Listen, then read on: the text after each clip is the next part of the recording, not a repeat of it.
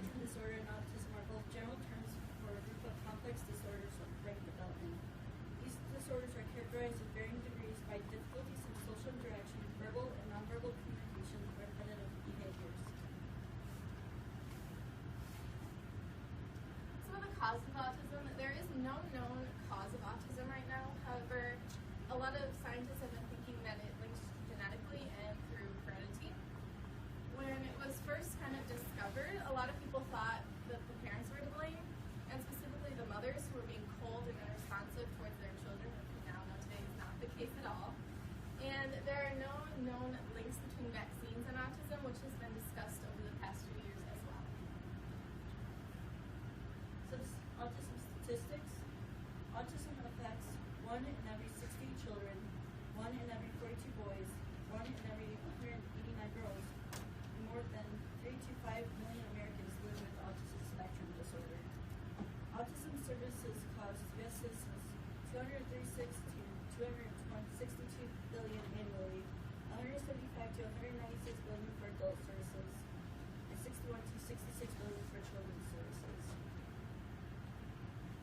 Interventions for children with autism need to start early, especially because they are so young. It's important to get them into the habits of learning and doing in different ways.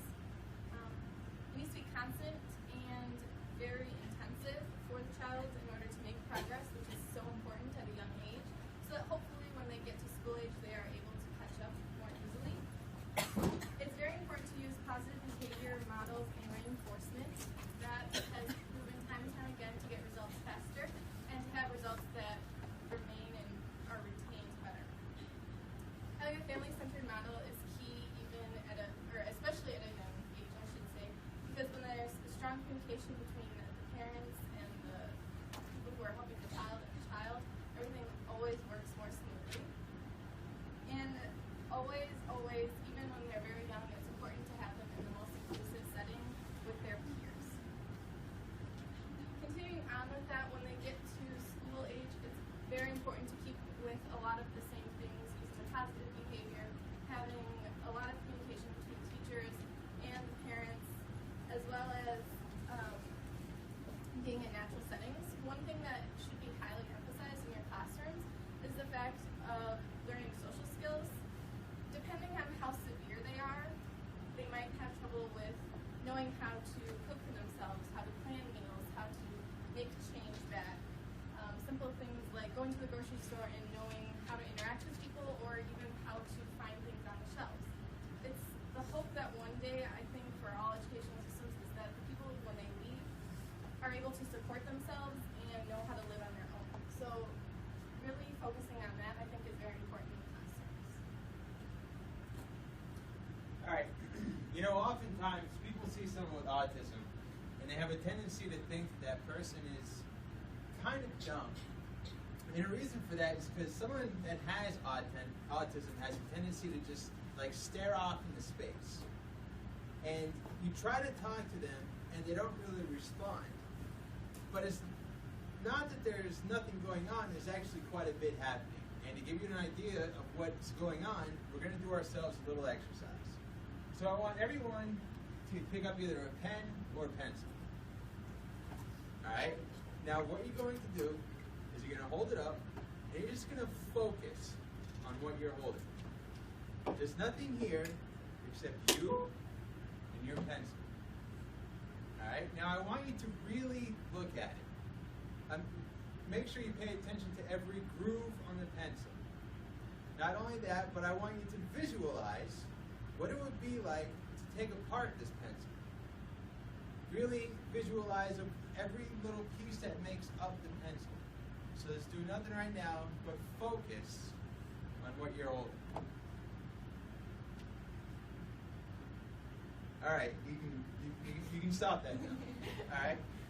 You see, this is actually what's going on with someone that has autism. They tend to really focus on something. So imagine the amount of focus you just had, but multiply it by about 100 times, and that's what it's like to be autistic. Now, earlier in the semester, we learned about Temple Grandin, and she was actually a great example of someone that has a visual type of autism. but there's another type out there, and it has to do with music. So what we're going to do is we're going to play a video showing some guy that has autism. And, don't worry, you don't have to be able to hear the music as long as you understand the point that I'm trying to make. Alright, so this guy, he likes to play video games. But he doesn't necessarily play them for the gameplay, but instead he plays it for the music. And what he does is he finds a song that he really enjoys, and he plays it on his violin. Now, this right here may not look all that impressive because he's playing a song on a violin. What you need to keep in mind is that he's playing this without ever seeing the sheet music for this song. The way he describes music is that he sees it with colors and with feelings. And as a result, when he finds a song that he really likes, he instantly plays it on his violin. Now, when he was a child, his parents, they noticed that he had a passion for music. So what they did was they enrolled him in music classes. And this allowed him to grow and to pursue and to really actively take part into what he loves. And that is the key. Because when given the chance to find what it is that they truly love, an autistic person can achieve extraordinary things. Like this guy, being able to instantly play a song on his violin. And you have people like Temple Grandin, how she revolutionized the catalyst. And you have some of the greatest minds through human history, people like Mozart. You have Albert Einstein.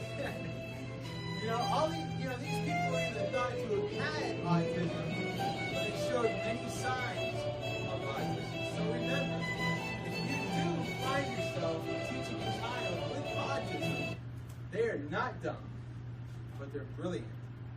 You just have to find their passion and encourage them to pursue it. Because if you do, they may go on to either change how we listen to music or change some industry, or maybe change not only how we view the universe, but possibly interact with it. So with that said, as we show you the resources. They're also in our fact sheet, so if you would like them, they're in there as well. Yeah, and Maria, Cheyenne, and myself would like to thank you for listening, and we hope you all enjoyed it.